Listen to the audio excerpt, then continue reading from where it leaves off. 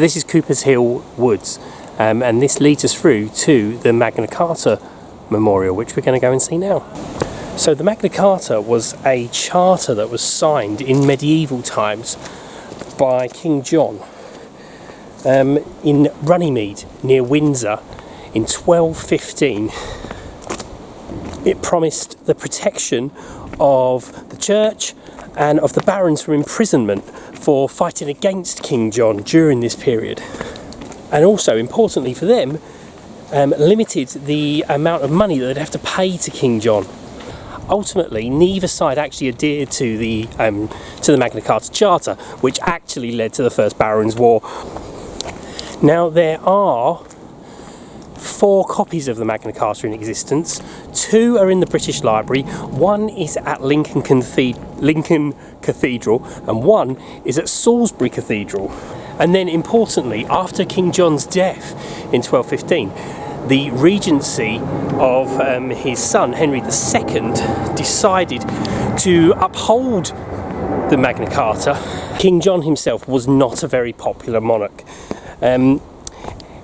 When his brother Richard I was out fighting the Crusades, John was effectively in charge of the country, and he didn't prove himself to be particularly effective, and people didn't like him very much. As you can tell from the historical documentary created by Disney and the song King John, the Phony King of England. Runneymede, Cooper's Hill Woods. This is the birthplace of modern democracy. So here we are near Runneymede, and there is this strange structure that doesn't seem to be complete yet. I don't know what it's for. I suspect it's going to have something to do with the Magna Carta of some description, because otherwise why would it be here? Let's have a look what's inside the middle. Wow!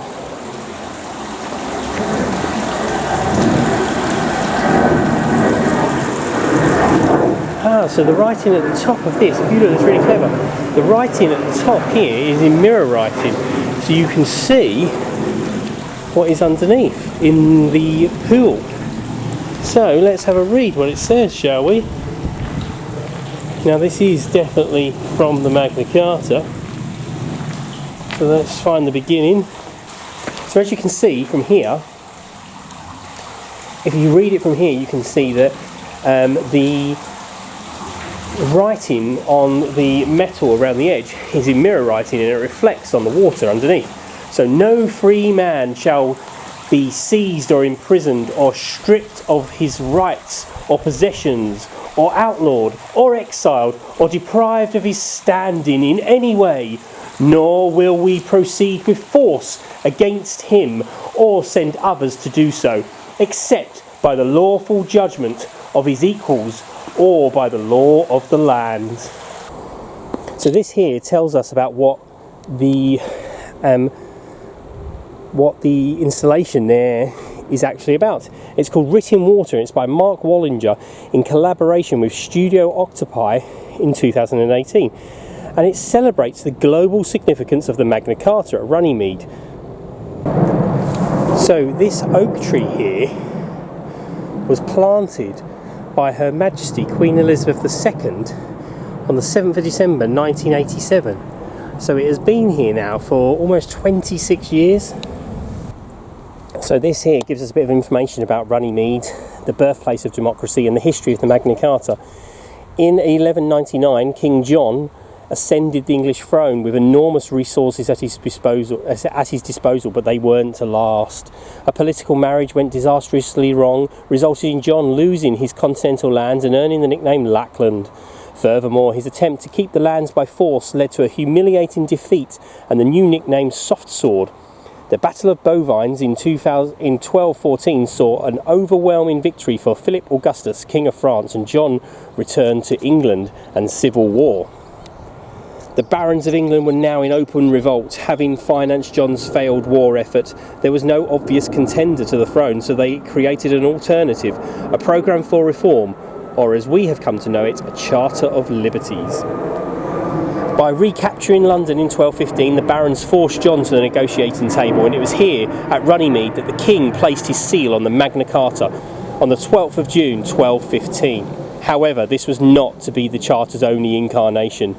John merely saw the document as a means of buying time, and by mid-July 1215 he had asked the Pope to annul the document. Driven to revenge by the autumn of the same year, the barons had offered the throne to Louis, son of the King of France, and a bitter civil war ensued. However, the Magna Carta was not dead. Upon John's death in 1216, his 9-year-old son succeeded to the throne as Henry III, and his minority council, appointed to govern in his infancy, resurrected the Charter. Henry's strength grew after victories over Louis and his supporters at Lincoln and Dover. Support for Louis dwindled, and in September 1217 he signed a peace treaty on Magna Carta Island and withdrew to France. The defeat of Louis was used as an opportunity to reissue Magna Carta with modifications, including a supplementary charter dealing with forest law. As this new edition was much smaller, the main charter became known as the Big Charter of Magna Carta. In 1297, the Magna Carta entered the statute book, becoming the first constitutional document in the world. The use of Magna Carta in subsequent years as a basis for reform and protection against tyranny has led to development of democracy throughout the world. It provides the basis for law and individual rights under Clause 39, which states, "No free man shall be taken, imprisoned, outlawed, banished, or in any way destroyed, nor will we proceed against or prosecute him except by lawful judgment by his equals and by the law of his land," which is very similar to the wording which you can find in the Writ on Water monument, which is further down that way. Here we can see the history of the memorial to Magna Carta, which was built by the American Bar Association. So here we are at Runneymede. We're at the site of the signing of the Magna Carta, one of the most important documents in democracy's history.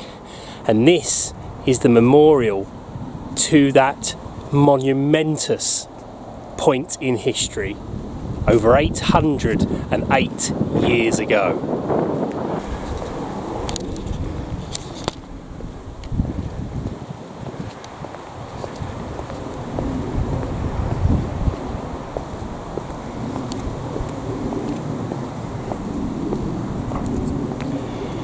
You can see what's written on the side there, which is to commemorate Magna Carta, a symbol of freedom under law.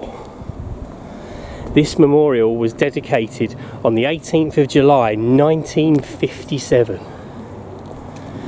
and interestingly it was built and paid for by the American Bar Association.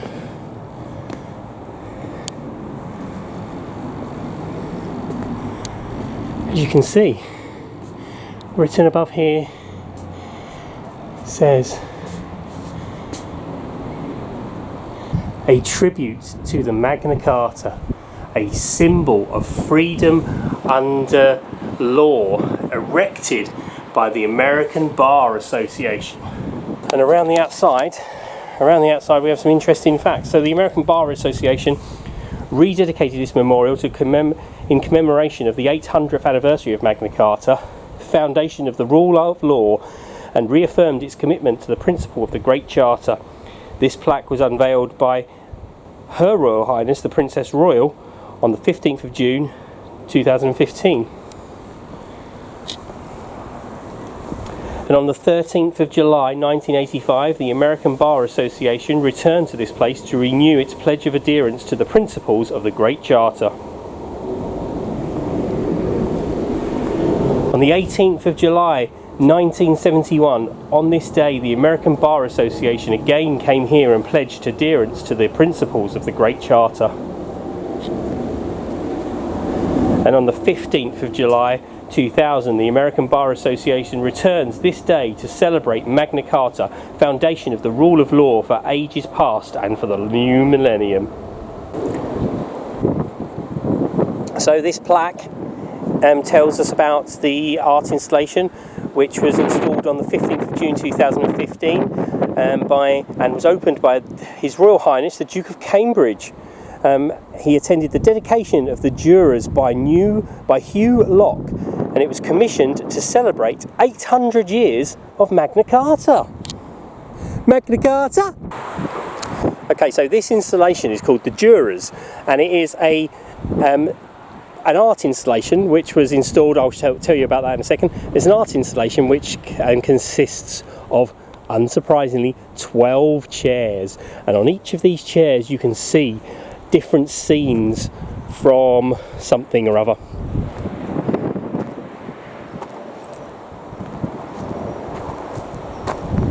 Each of these chairs will represent something specific, which I probably should have learnt about before I came here, but I'll be honest, I didn't know this was here.